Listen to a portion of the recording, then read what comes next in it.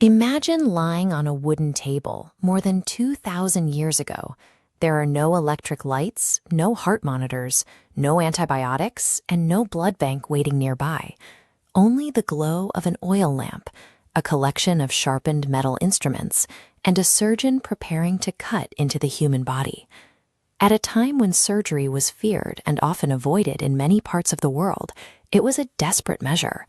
Most medical practitioners focused on herbal treatments, seeing the knife as a last resort filled with uncertainty. The difficulty was the training itself. A surgeon needs speed and accuracy to save a patient who is fully conscious and bleeding, but a novice cannot gain that experience on a living person without risking a death sentence. A solution to this paradox emerged in ancient India, within a medical tradition associated with one of history's most remarkable surgeons, Sushruta. Sushruta established a system to teach these procedures, transforming surgery from a series of individual gambles into a teachable, rigorous science. This system relied on deconstructing the entire discipline. Sushruta treated surgery as a collection of separate, masterable physical actions, making an incision, puncturing a swelling, scraping a surface, probing a wound, and stitching tissue closed. These isolated techniques allowed students to practice without a human patient. To learn the pressure required for an incision, they practiced cutting into vegetables such as gourds, cucumbers, and watermelons. To learn how to puncture and drain swollen tissue, they used animal bladders or leather bags filled with water or mud. They practiced scraping by working on hairy animal skin, and learned probing by inserting instruments into narrow passages inside bamboo to extract foreign objects. For suturing, they practiced precise stitching patterns on pieces of cloth, leather, or animal skin until the movements became second nature. This training required an array of specialized instruments. The tradition utilized metal tools inspired by shapes found in nature. A student mastered which instrument was designed for which task, choosing between tools shaped like bird beaks, animal jaws, or leaves to match the surgical action. This was the world's first surgical simulation lab. Sushruta understood that a surgeon must train his hands on these models before ever using them on a human body. But surgical simulation alone was not enough.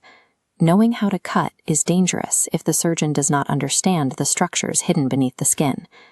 To study anatomy without modern chemicals, a body was wrapped in grass and plant material and placed in slowly flowing water to soften through decomposition.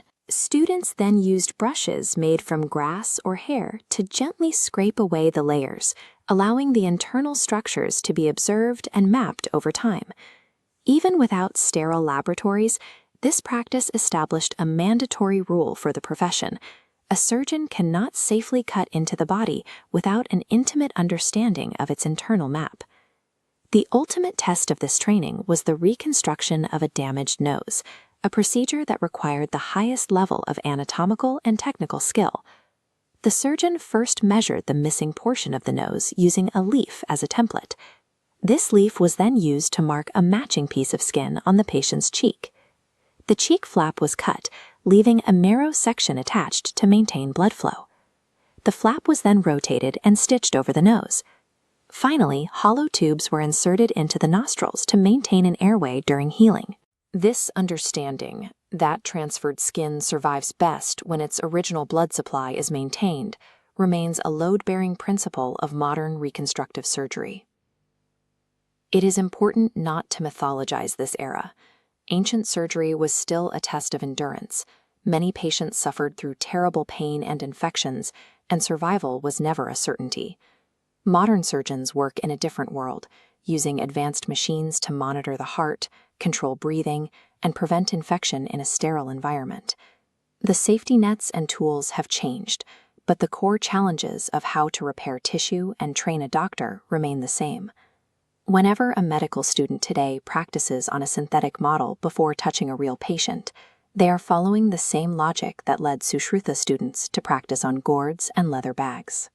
Sushruta's legacy persists in the belief that surgery is a disciplined science, one that must be mastered through observation, simulation, and repeated practice.